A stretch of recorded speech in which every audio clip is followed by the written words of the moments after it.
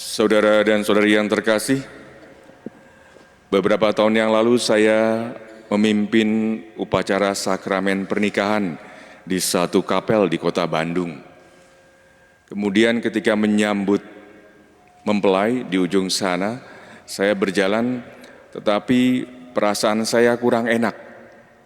Kenapa? Karena saya memperhatikan di sana pemandangan yang luar biasa. Pengantinnya seksi sekali. Maaf, bukan mempelai wanita ya, tapi justru mempelai pria. Saya memperhatikan saya sembari jalan terus ke depan, sebelum upacara mulai, mic itu saya matikan. Lalu saya katakan demikian, tidak ada pakaian yang lebih kecil lagi.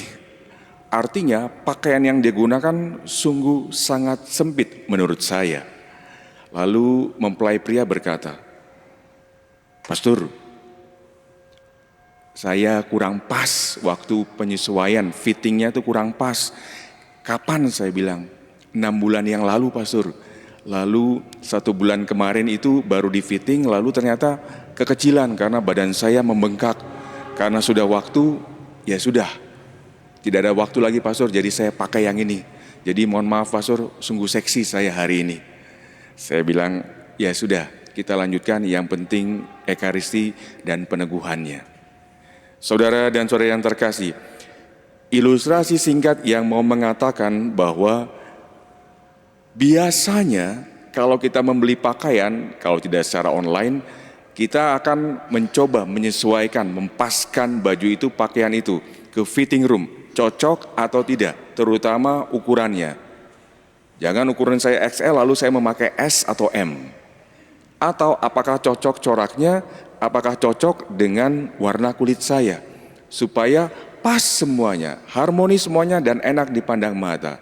Tetapi kalau tidak sesuai, inilah yang menjadi masalah. Demikian pula banyak orang juga akan menyesuaikan diri dengan apa? Dengan tempat yang baru, dengan lingkungan yang baru, dengan paroki yang baru, dengan lingkungan kerja yang baru, ataupun di tempat-tempat yang baru pertama kali ia kunjungi. Ketika persiapan untuk menuju katedral, dari panitia pusat rapat bersama itu mengatakan demikian, hati-hati jika para romo baru pertama kali datang ke GBK, karena butuh penyesuaian, apalagi malam hari bubar acara, itu akan sangat rumit dan butuh penyesuaian dengan waktu yang cukup lama, kalau tidak bisa nyasar.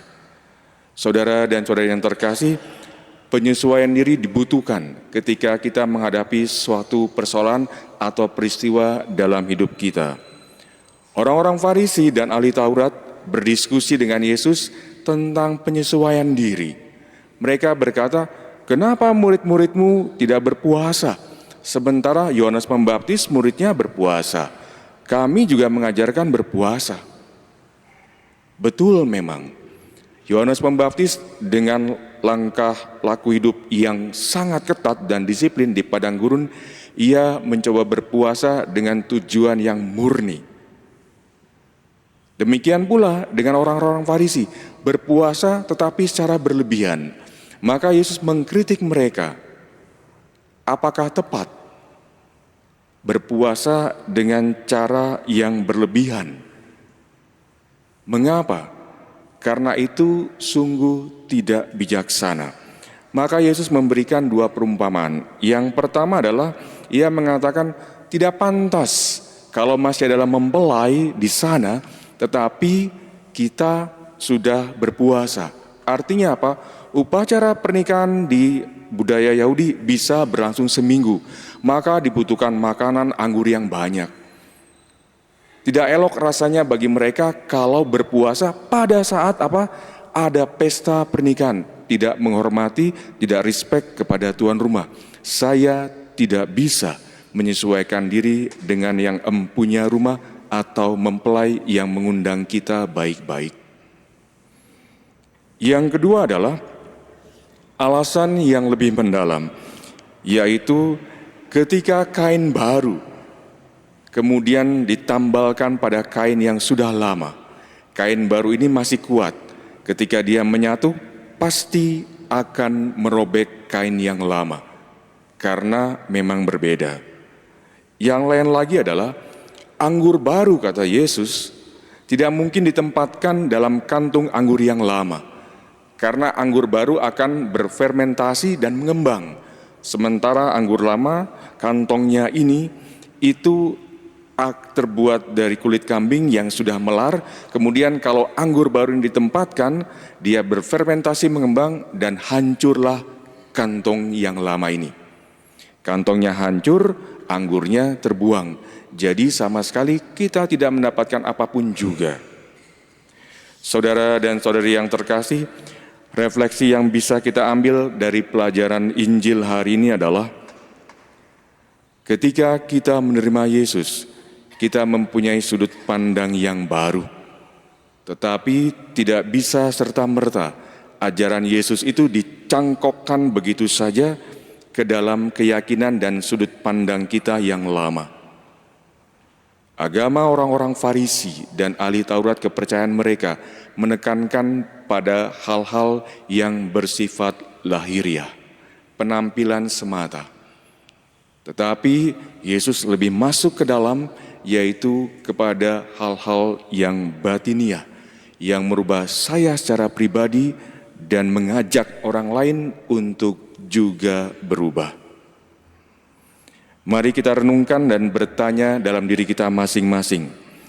Apakah kita sungguh sudah mempunyai sudut pandang yang baru dan berupaya untuk menyesuaikan diri dengan ajaran Yesus sendiri?